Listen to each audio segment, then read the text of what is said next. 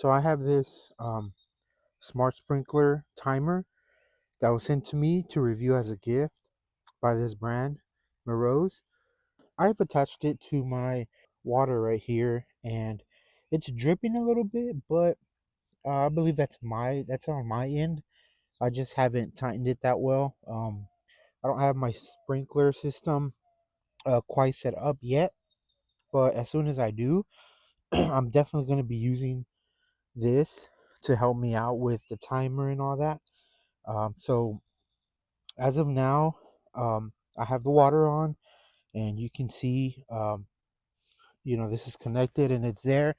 So it does come with these two. So this one is attached here, and this smaller one, I have it actually connected to the inside of my house. I just have it plugged in into an outlet, and this is what's actually going to connect, um, you know, to um, to this one right here, because you need an app, right?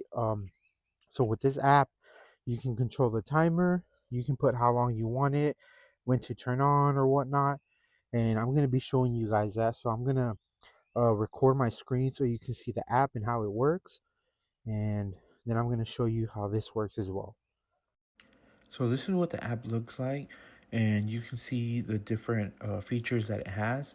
And what you're gonna do is you're gonna go and set this up and add the new device, do all that setup process, and you're gonna see here that you have that smart sprinkler timer, and you're gonna go ahead and click it, and you're gonna see that play button at the bottom, and you're gonna choose how long you want it. And once you enable it, you can see it's coming out.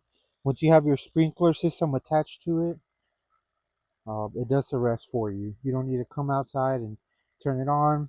You just do it from the app in the comfort of your home. And there you have it.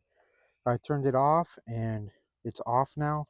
Like I mentioned, this little leak is because of me. I just need to tighten it and just make sure it's on there pretty well.